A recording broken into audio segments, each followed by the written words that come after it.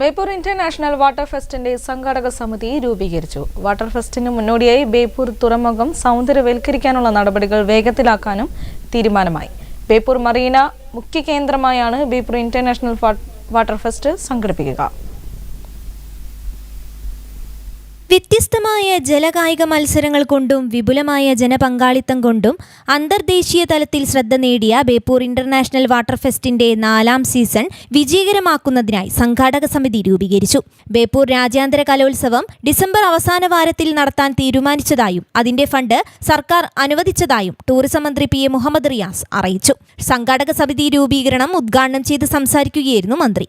Water ഫെസ്റ്റിന് മുന്നോടിയായി ബേപ്പൂർ തുറമുഖം സൗന്ദര്യവൽക്കരിക്കുകയും BC road വീതി കൂട്ടുന്ന നടപടിയും ബേപ്പൂർ മെയിൻ റോഡ് വീതി കൂട്ടുന്ന പ്രവർത്തനവും യാഥാർത്ഥ്യമാക്കുമെന്നും മന്ത്രി അറിയിച്ചു. ഫണ്ട് മറ്റു പല പരിപാടികൾക്കും അനുവദിച്ചതുപോലെയാണ് ബേപ്പൂർ ഇന്റർനാഷണൽ വാട്ടർ ഫെസ്റ്റിനും ഫണ്ട് അനുവദിച്ചത്. എന്നാൽ ചൂരൽമല ദുരന്തം കാരണം അതിന്റെ സർക്കാർ ഉത്തരവ് വരാൻ കുറച്ച് വൈകിയെന്ന് മാത്രം. തീരുമാനം നേരത്തെ തന്നെ എടുത്തിരുന്നു. എന്നാൽ ആ ഉത്തരവിന്റെ കോപ്പി എടുത്തുകൊണ്ട് ഇതാ വള്ളംകളി മുടക്കിയവർ അനാവശ്യമായി ഇതാ ഒരു പരിപാടിക്ക് ഇത്രയധികം പൈസ കൊടുത്തു എന്ന പ്രചരണം നടത്താൻ മുന്നോട്ട് വന്നു. ചില മാധ്യമങ്ങൾ അത് ഏറ്റുപിടിച്ചു, വലിയ നിലയിലേക്കുള്ള പ്രചരണം നടന്നു. അപ്പോൾ തന്നെ വള്ളംകളി ആരും മുടക്കിയിട്ടില്ല. വള്ളംകളി നടത്തേണ്ടത് ടൂറിസം വകുപ്പോ സർക്കാരോ അല്ല, അതൊരു സൊസൈറ്റിയാണ്. ആ സൊസൈറ്റി വള്ളംകളി നടത്തിയാൽ സാധാരണ നൽകുന്നത് പോലെ 1 കോടി രൂപയുടെ ഫണ്ട് നൽകാൻ ടൂറിസം വകുപ്പ് തയ്യാറാണ് എന്നുള്ള കാര്യം സൂചിപ്പിച്ചിരുന്നു.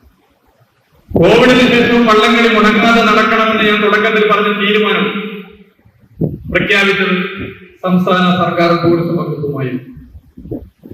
നെഹ്റു ട്രോഫി വള്ളംകളി പോലെ തന്നെ ചാമ്പ്യൻസ് ബോട്ട് ലീഗ് വള്ളംകളി സംഘടിപ്പിക്കും എന്നും പറഞ്ഞു.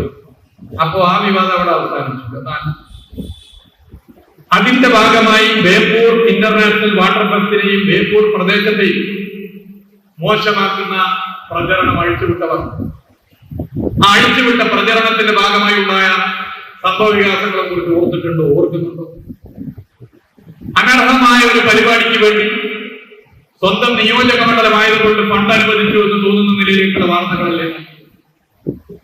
ബേപ്പൂർ മന്ത്രിയോ മറ്റാരോ പ്രധാനം ചെയ്യുന്ന മണ്ഡലമായിക്കൊള്ളട്ടെ, ഈ പരിപാടി അർഹതപ്പെട്ടതാണെന്നുള്ള നല്ല ധാരണ സർക്കാരിനുള്ളത് കൊണ്ടാണ് ഈ പരിപാടിക്ക് ഫണ്ട് അനുവദിച്ചിട്ടുള്ളത് എന്നുള്ളത് അവിടെ വ്യക്തമാക്കിയതാണ്.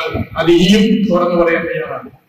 ഈ നിയോജക മണ്ഡലത്തിന്റെ ജനപ്രതിനിധിയായി ജീവിച്ചിരിക്കുന്ന കാലത്തോളം ബേപ്പൂർ ഇന്റർനാഷണൽ വാട്ടർ ഫെസ്റ്റ് മുടങ്ങാതെ സംഘടിപ്പിക്കാനുള്ള തീരുമാനം ജനങ്ങളെ അണിനിരത്തി നടത്തുക തന്നെ ചെയ്യും എന്നുള്ളത് തർക്കമില്ല, ഒരു സംശയത്തിന് വേണ്ടതില്ല.